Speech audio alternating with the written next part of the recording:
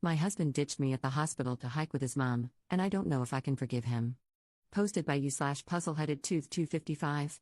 I, 29F, am really disappointed with my husband, 30M, and furious at his mother, old hag. Sorry this is so long. And throwaway for privacy. For context, my husband is from the West Coast, where his mother still lives. He moved to the East Coast for college, and that's where we met, after graduation. At the start of our relationship, she would visit 3 to 4 times a year and make him take PTO so he could entertain her throughout her visit. After 2 years of this, while we were still dating, I asked him how we were ever meant to go on a vacation together if his PTO was spent at home with his visiting mother. We agreed to save PTO for a trip to Europe we took in 2023, and he agreed to tell his mother he couldn't take off from work every time she visited. In my last job, I was able to work from home 4 days a week, and every time she visited, she sulked all day like a puppy who'd had her toys taken away. But once my husband came home, a switch flicked and she was happy, and clingy, again. So here's the issue now: my husband and I moved states about 6 months ago, closer to my family. I have a new doctor who recommended me for a surgery that my old doctor kept putting off. It's not a complicated procedure, and it will greatly increase my quality of life for decades. My mother-in-law decided she's due for a visit and wants to explore our new town, saying she'd come to help around the house while Op recovers. I'm going to be out of surgery and in pain, and I really don't want to put up with her energy. However, we agreed, with my husband saying this isn't a sightseeing visit, she's here to help out, cook, clean, laundry, etc., so I can rest and recover. She can come for a proper visit later in the year. My husband dropped me off at the hospital on Wednesday. It was meant to be surgery, then one night overnight at the hospital for observation. On Thursday, the doctor told me my labs were not where he'd like them to be, and I should stay another night for observation and new lab work in the morning. I called my husband and told him that I'd hopefully be home the next day, early in the afternoon. He did not visit on Thursday at all. On Friday, I was discharged and called my husband to tell him that I'd be ready in about an hour. It went straight to voicemail, and I figured he was probably in a meeting, so I'd try again in a little bit. After calling a few times over the course of over an hour, I called my sister, who was lucky enough to be excused from work for the afternoon, many thanks to her understanding boss. She drove 90 minutes to get me and took me home, and the house was in shambles: laundry baskets on the dining room table, the litter box not cleaned since Wednesday morning, days of dirty plates in the sink, etc. I just broke down crying. She packed me a bag and took me to her apartment to recover for 2 weeks. On Friday night, my husband called me asking where I was and said the hospital told him I had already been discharged. He had been on a hike with his mother, and there was no cell phone service, so he missed my calls, which also meant he took PTO for his mom's visit again. Obviously, I can't ban him from taking PTO, but wouldn't you rather spend that freed up time with your wife at the hospital instead of on a date with your mom?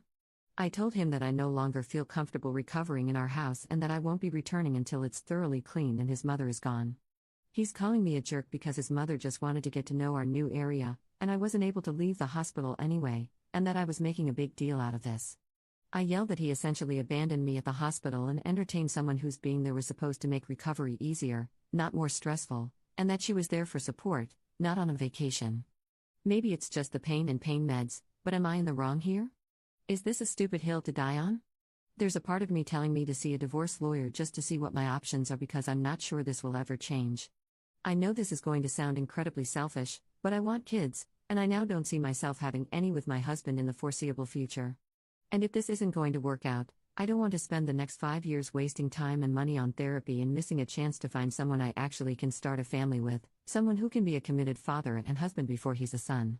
Many thanks to anyone who's read all of this. Top/relevant comments. Commenter. Mommy's boy couldn't even be bothered to visit you in the hospital? This is definitely the hill to die on. Cut your losses and leave him to his mommy. Commenter 2. Exactly, didn't visit and then went out of contact when there had already been a complication. What was his plan if those labs that needed to be watched had turned into needing to contact next of kin? Op's response. He kept saying it was a simple procedure and there wouldn't be any emergencies. It was a simple but invasive surgery. It's not like I had a mole removed. Commenter 3. Your husband dropped you off?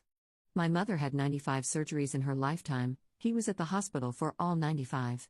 Stay at your sister's house and have her get your stuff. This is the mountain to die on. Commenter 4. Possible disagree here. I've had a couple of surgeries, and I prefer to just be dropped off. I don't see any reason for my husband to just sit around when there's nothing he can possibly do to influence the outcome. But, that is my preference, and Op's preference might be different. However, I do want/expect my husband to visit if I'm going to be in the hospital overnight, and from Op's tone it seems like she does too, so that's a red flag. The point is, it's not staying or visiting or picking up, it's knowing what your partner wants and doing that. Op didn't seem super upset about the dropping off part, just the visiting and picking up part. I will say that going somewhere without cell service on a day you know your partner will likely need you is a jerk move no matter what the circumstances. Op's response. To be fair, that's me, too. I didn't want him to take PTO for the whole day, but I did expect him to visit me after work at least to check in. Update 1 month later. Hi all. I posted a month ago about my husband basically abandoning me at the hospital to entertain his visiting mother. I thought I'd post an update. We are done. I'm still at my sister's place, and my boss is letting me work remotely due to the commute, but I have an apartment I'm moving into in July that's a 10-minute drive from my job. Thank you to everyone who responded. It was a bit overwhelming. I went into defensive mode and thought I had put my husband in a bad light, but you all really slapped the rose-colored glasses off me. We spoke on the phone every day the first week I was away. He asked his mother to leave ASAP so I would feel comfortable coming back home. After a week, I told him I still needed space and was coming the next day to grab more things. Once he saw that I had an empty bag and my sister brought 2 empty pieces of luggage, he realized I was taking a lot because I wasn't planning to come back soon. He asked to talk, and I figured we should get it done and over with. I told him we needed to separate. He tried to argue that his mother only visits a few weeks out of the year and that things are great otherwise. I told him that the issue is he expects me to be okay during those weeks with him ignoring my feelings to cater to hers. I said things don't magically go back to normal once she leaves. There's resentment toward him for weeks for doing it again, and self-hatred for me allowing it to happen again. He asked to go back to couples therapy. I told him it didn't work last time. We had a great therapist who helped him put boundaries in place and deliver consequences when his mother overreached. But as soon as she'd arrive, she'd break one boundary, he'd let it pass, and then she had carte blanche to stomp on them all. And when I tried to reinforce them, I'd get no support and be the bad guy. I told him I'm turning 30 this year and I want to start a family. But I can't see starting one with him. If he can't put me first when I'm just out of surgery, why would I think he'd put our children first? I reminded him that his mother is retiring in less than 10 years. What happens when she decides she's frail and lonely? I asked him if he'd move her and whether I was okay with it or not. He replied, I'm all she has. It really hit me then. This was not the life I thought we were building together. It was not the life I wanted or could settle for. He asked if he was really that bad of a husband. I sorta lied and said, no, but you're just not the husband I need. I told him he either needs a wife who's okay with being the side piece in his relationship with his mother or no wife at all. I left with my sister, and 10 minutes into the ride back to her place, his mother called me. I sent it to voicemail.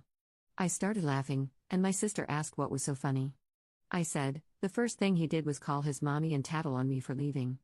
Papers have been served, and it's been pretty amicable so far, fingers crossed. Top/relevant comments. Commenter. I pity him a little. She has put her claws into him so deep that he'll never be able to live his own life and form meaningful relationships with people other than her. Good for Op to realize what that would mean for their marriage and walking away. Op's response. I kind of pity him, too. I don't think he'll ever have a healthy relationship with any woman in his life. Commenter 2. He called his mom immediately LMAO. Congratulations on ditching that loser baby man boy. Editor's note.